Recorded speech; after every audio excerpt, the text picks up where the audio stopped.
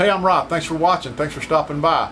Well, today I'm going to start my next project, and it's going to be a cigar box guitar. Now, I made one about 3 or 4 years ago, and I just did it to see if I could do it. It's a wall hanger. It kind of plays, but it doesn't. And I've always wanted to build another one and see if I can improve on it. Well, my friend Brad, he's the one that plays the guitars for me when I build them. He gave me this cigar box neck that he made, and it still needs the frets put in it, but it turns out that he is allergic to the rosewood and he couldn't finish it. So he gave it to me and said, here, do something with it. So he gave me the neck, and I went down to my local cigar store and I got this cigar box. It's a cool looking cigar box, so that's what we're going to use to make this guitar out of. So let me get everything set up and we'll start. Okay, here is the cigar box I'm going to use. And I went and talked to Brad about the best way to attach the neck to the box. And he told me that this box is actually too thick. Look how thick that is. And I'm going to use a piezo pickup, I think that's how you pronounce it, which is going to attach to the bottom of the pickup or wherever the best sound is from it, and it picks up the vibrations and it sends it to the amp. But this is too thick for that. So what I'm going to do is, well, the first thing I thought about doing was routing out this whole top and just leaving a ridge about a 1/2 inch thick all the way around and make it thinner. But I don't want to do that because I don't want to lose the strength in the top of the box. So what I did was I went ahead and I made a pattern for the neck, and then I cut out a router pattern. Now, I like making my patterns this way because when you buy a neck pocket pattern, a lot of times they're a little bit bigger than the neck and you get a lot of slop in it. But if you make your own, especially if you have a laser cutter, if you don't have one, I would suggest getting one because they're awesome. Game changer. Anyway, I cut this out with a laser engraver and it fits perfect. There's no slack in it at all, so that's going to work out really good. So what the plan is I'm going to take the top off because it's got some really nice hinges that are screwed on there. I'm going to take the top off and I'm going to set my pattern on here, center it up, and we're going to cut out the neck pocket. Then what I think I'm going to do is once I get the neck pocket in there, I'm going to measure out the scale length to where the bridge is going to go here, and I'm just going to route out a spot back here where the bridge is going to be. That one, when I put the bridge on it, the piezo pickup will go under it and the wood won't be as thick. It'll pick up the vibrations, send it to the amp, and I'll still hold some strength in the whole lid itself. So let me get set up with that, and we'll go ahead and take the top off, attach the pattern, and route out the neck pocket. Okay, we're going to go ahead and take the lid off.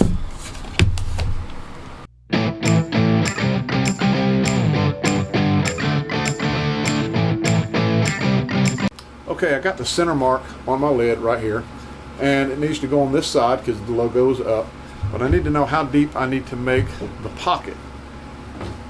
Well, the fretboard is right at 1/8 of an inch thick. It's almost exactly 1/8 of an inch thick.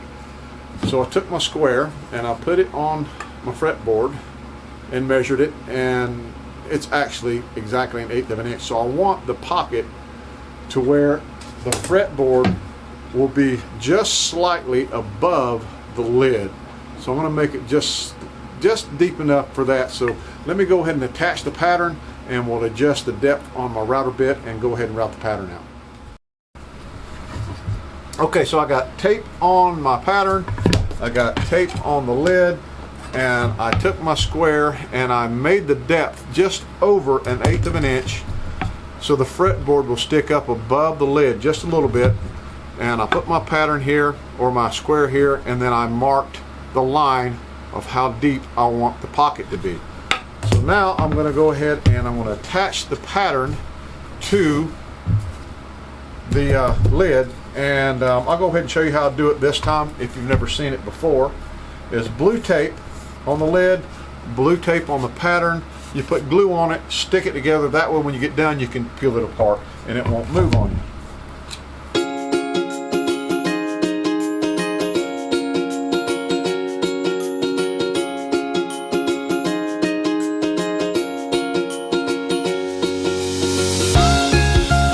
Push it down for a few seconds, let it stick, then we can route it out. So let me get the router and we'll cut in the pocket. Okay, I got the lid on my pattern. It's clamped down to my table so it won't move. I've got the router bit adjusted to half the depth of where I need to go, so I'm going to do it in 2 passes. I'm not going to try to do it all at once. I just want a smoother cut, and we should be good to go. So let me go ahead and route out the first pass.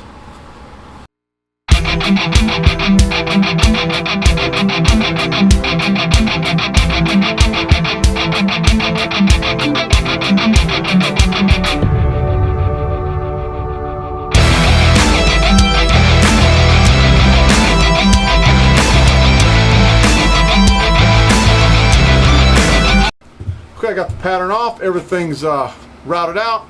Put the neck in it, see how it fits. Ooh, that's tight. There we go. And it's straight, right there, nice and straight.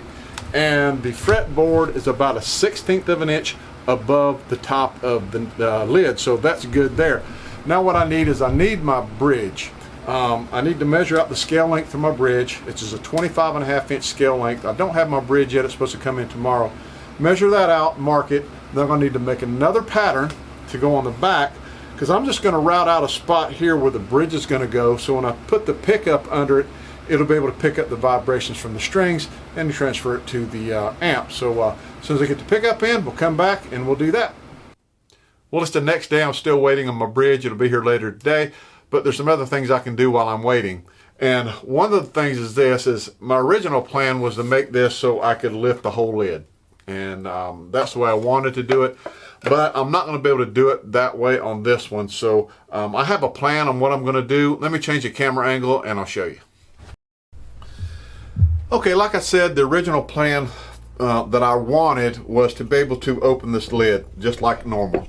I'm not going to be able to do that because I would have to attach the neck to the lid, and I don't think the lid is going to be strong enough to hold the pressure of the strings pulling back. So I'm going to have to attach the neck to the body down here, and I'll just have to make it to where I can just lift the lid straight up with the strings off of it. And the way I'm going to do that is I have the center marked on either side. I'm going to take these little 1/16 inch pieces of basswood, glue them on the bottom. Then I'll take this piece of poplar and I'll glue it on the top of those, and it will be level with the box. Then I'll route out a spot for the neck to go in. And then when I sandwich it together, it'll all be good and tight. So let me go ahead and glue these in.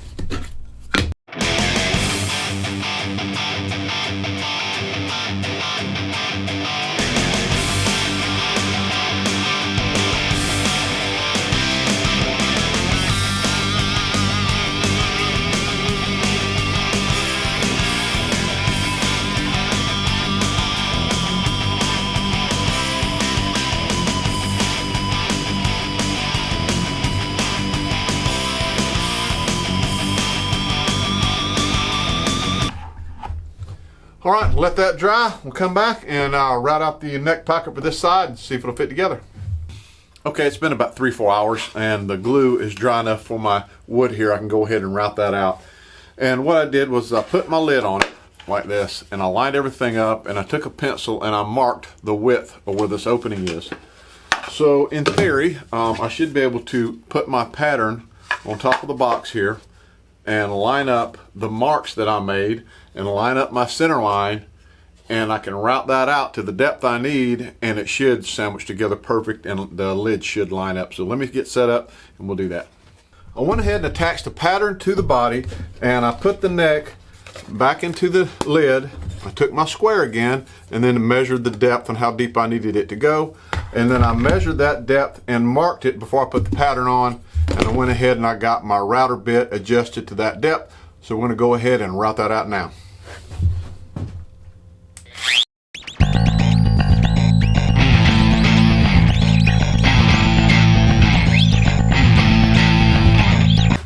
All right, there we go. It's all routed out. Let's put the neck in it and see if it fits. That fits good. Put the lid on it and see how that fits.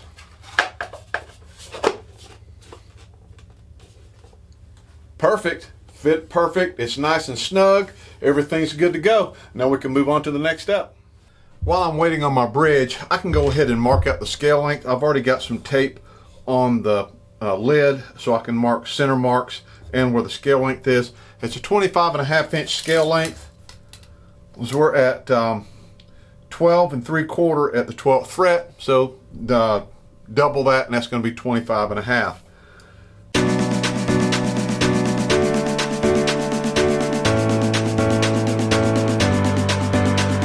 Okay, the bridge that I'm going to use already had holes in it to screw it to the top of a ukulele. I countersunk those holes because I'm going to use a brass countersunk screw to bolt this down to the top. And I'm going to use bolts instead of wood screws. I think it's just going to hold a little bit stronger. I'll put a nut on the bottom of the lid. So what I'm going to do now is I've already got the scale length measured out.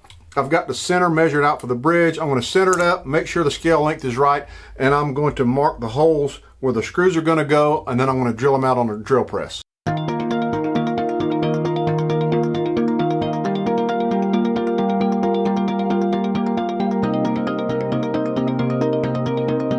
Okay, I got that on there, and I measured from the center of the screw to the edge of the bridge. I'm going to flip it over here, and I'm going to measure that on the back side at 3/4 of an inch here, 3/4 here. Draw me a little line.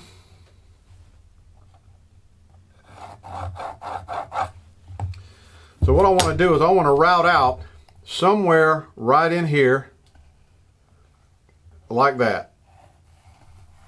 And then my piezo pickup will go right here. So I got to make a pattern and we can route that out.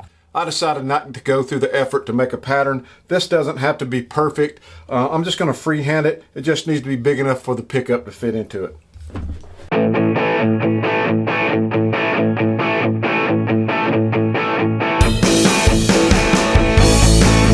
Well, I got the mounting holes drilled in for the bridge. I got the pockets cut in for the pickup and the neck. I hope you enjoyed this one. Hit that like and subscribe button, and I'll see you on part 2.